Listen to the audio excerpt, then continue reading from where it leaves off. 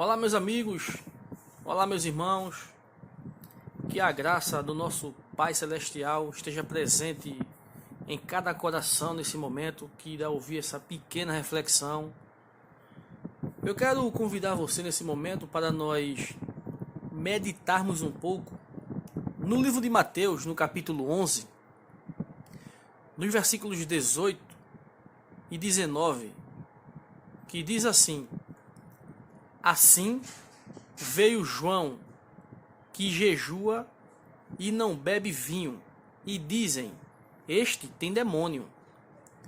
Então chega o Filho do Homem, comendo e bebendo, e dizem: Eis aí um glutão e bebedor de vinho, amigo de publicanos e pecadores.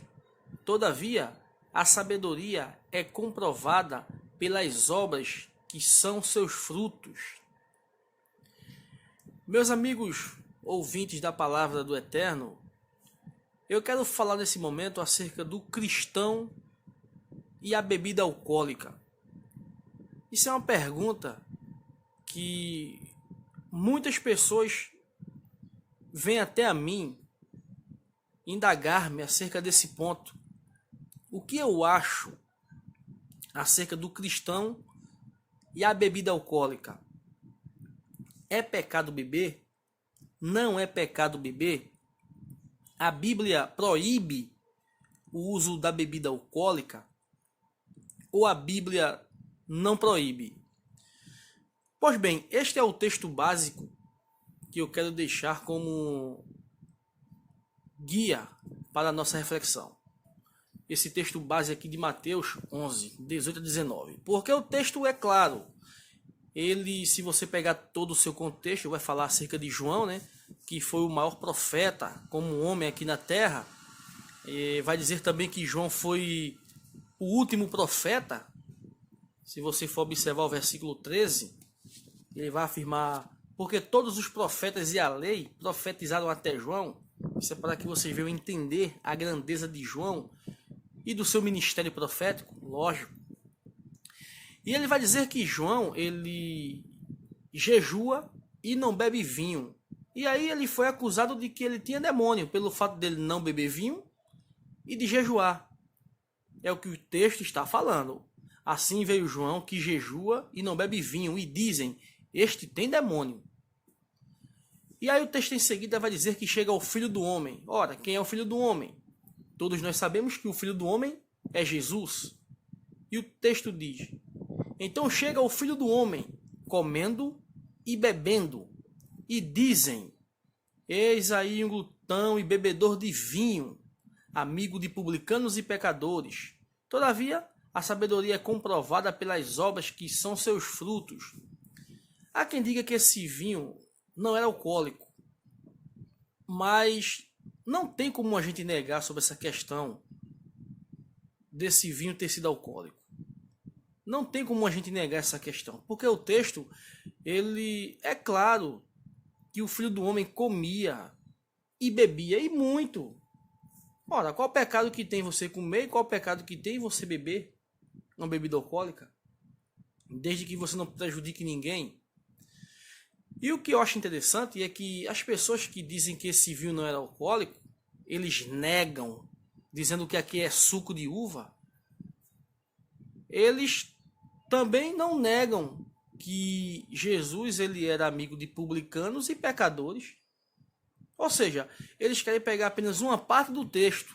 Aí quando o texto diz assim: Então chega o Filho do Homem comendo e bebendo, e dizem: Eis um glutão e bebedor de vinho. Aí eles negam, para dizer que esse vinho não era alcoólico.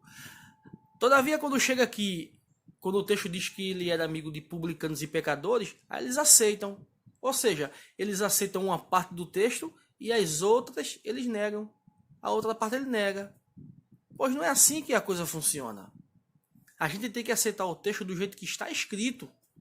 E o texto é claro. E há quem diga também que isso aí foi uma acusação. Só que o texto, se você for observar, ele tem praticamente duas narrativas. Podemos dizer que a primeira e a segunda pessoa.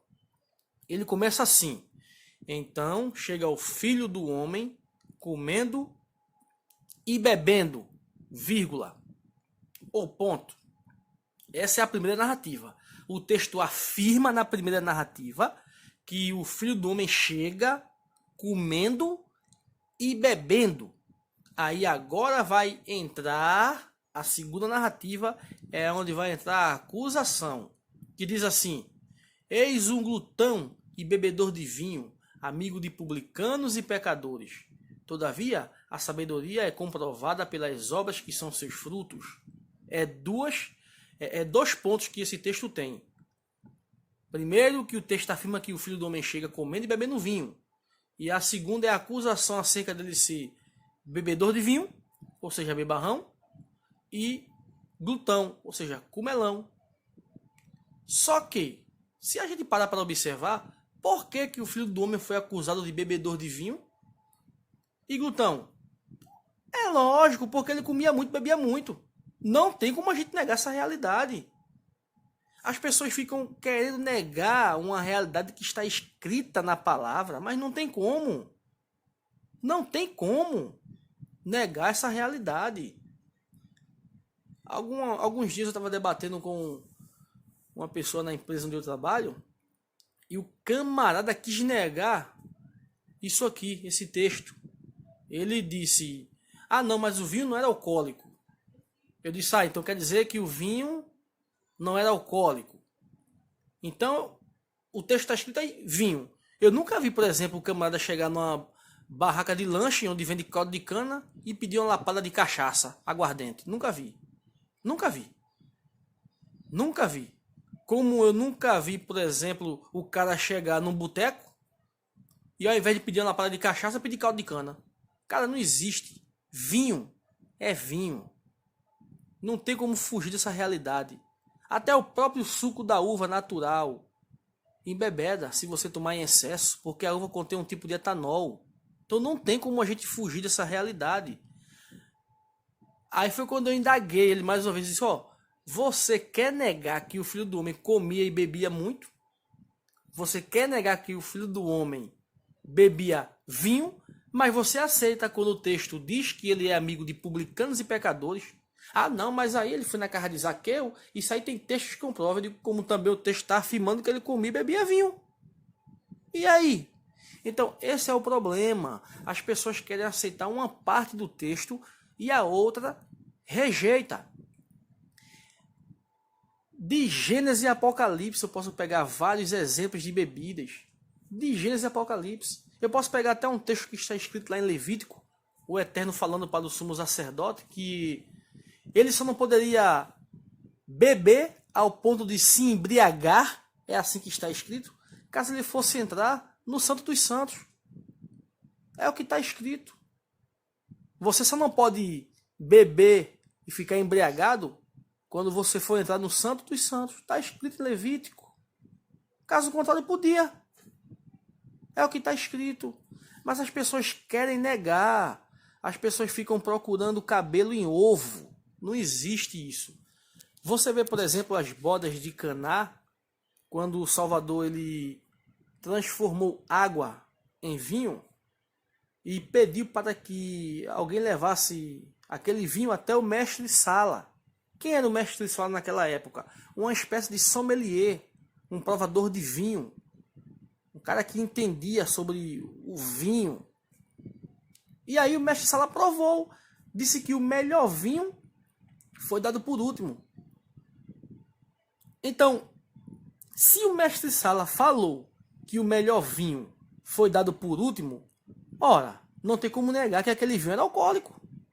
Não tem como negar que aquele vinho era alcoólico. Porque em festas, naquela época, eles serviam primeiro as melhores bebidas e por último, quando as pessoas já estavam embriagadas, vinham as bebidas mais fracas, mais ruins, se assim eu posso afirmar. Todavia, o que aconteceu ali com o Salvador foi diferente. O melhor vinho, ou seja, a melhor bebida, ficou por último. Foi assim que o mestre-sala aprovou e falou. Então não tem como a gente negar que aquele vinho também não era alcoólico. Porque era alcoólico. Não tem. Se você pegar, por exemplo, um sommelier que trabalha em algum hotel e pedir para ele provar suco de uva, ele não vai dizer que aquilo ali é vinho. Ele vai dizer que aquilo é suco de uva. Ele é especialista em vinho. Então, suco de uva é suco de uva. E vinho é vinho. A gente não pode confundir as coisas. A gente não pode confundir as coisas para querer dar base ao nosso bel prazer. Esse é o problema. E as pessoas confundem muito, como se beber fosse coisa de outro mundo. Além do mais, Jesus era judeu. E o vinho faz parte da cultura israelita. Faz parte da cultura hebreia. É normal o judeu tomar vinho. É normal. Então, por que Jesus não tomaria vinho? Tem nada a ver uma coisa com a outra.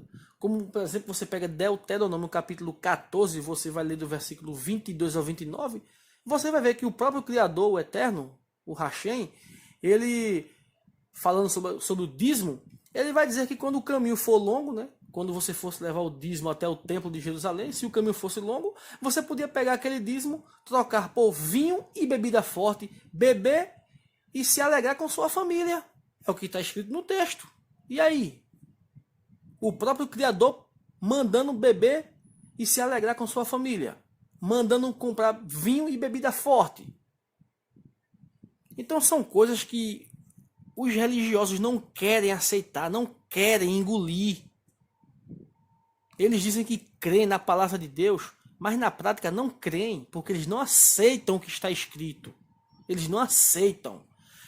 Aí eles pegam um versículo que Paulo falou lá em Efésios, isolado, onde Paulo diz assim: e não vos embriagueis com vinho, mas encheis-vos do evangelho. E desde quando Paulo está proibindo de alguém tomar vinho? Desde quando Paulo está dizendo que é proibido tomar vinho? Ele diz que você não deve ficar embriagado com vinho. Tá, tudo bem. E não vos embriagueis com vinho. Então com cerveja eu posso, né? Então com pitu eu posso. Com vodka, com uísque, então eu posso. Porque se for pegar o pé da letra, Paulo diz: não vos embriagueis com vinho. Então com qualquer outra bebida eu posso? Mas Paulo não está impedindo nada. Paulo não está impedindo de alguém tomar vinho. Ele está simplesmente aconselhando a você não ficar embriagado e não vos embriagueis com vinho. Ele não está impedindo de você tomar vinho. Está aconselhando a você não se embriagar com vinho. E ao invés de você beber ao ponto de ficar muito embriagado, você se encher do Espírito Santo. É isso que Paulo está falando.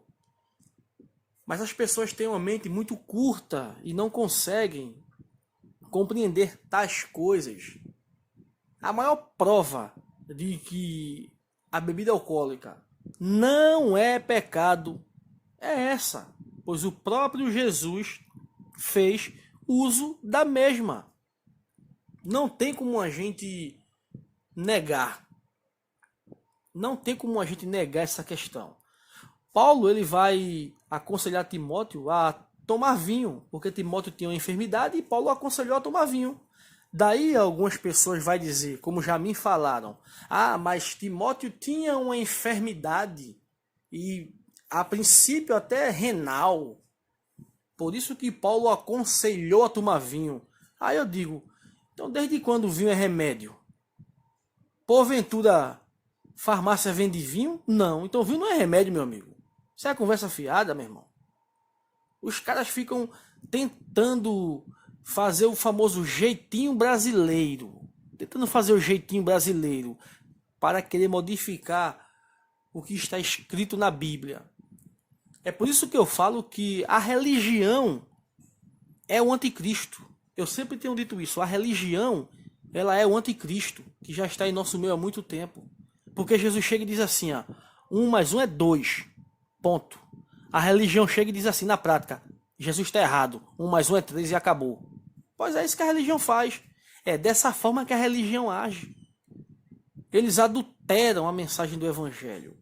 Eles tentam mudar o que está escrito para dar base às suas heresias, às suas mentiras. É isso que eles fazem. Mas em lugar nenhum na Bíblia o uso de bebida alcoólica é proibido, a não ser que lá no Velho Testamento existia o voto do nazireado. Quem tinha o voto do nazireado deveria ficar distante de certas coisas, e a bebida alcoólica era uma delas. Esse é um ponto que você deve observar bem. Quem tinha um voto do nazireado, como por exemplo Sansão tinha, Então Sansão tinha que abster-se de algumas coisas, como por exemplo a bebida alcoólica, porque ele tinha o voto do nazireado, ele era um nazireu. Então quem tinha esse voto, sim, teria que abster-se de algumas coisas, e a bebida alcoólica era uma delas. Caso contrário, o vinho nunca foi proibido. A bebida alcoólica nunca foi proibido na Bíblia. Por mais que as pessoas queiram modificar o que está escrito, não é proibido tomar vinho ou qualquer outra bebida. Agora, o que não é bom é você beber ao ponto de perder o seu senso. Você perder a capacidade de raciocinar. Aí é uma outra questão. Aí o pecado já não é a bebida. O pecado aí já não é a bebida. O pecado é você que não soube os seus limites, perdeu a capacidade de raciocinar. Então, esse que é o problema. É você perder o raciocínio. Aí tudo bem. Porque tudo demais prejudica. Tudo que você faz em excesso prejudica. Então o pecado aí já não está naquilo que você faz, mas no excesso daquilo que você está fazendo.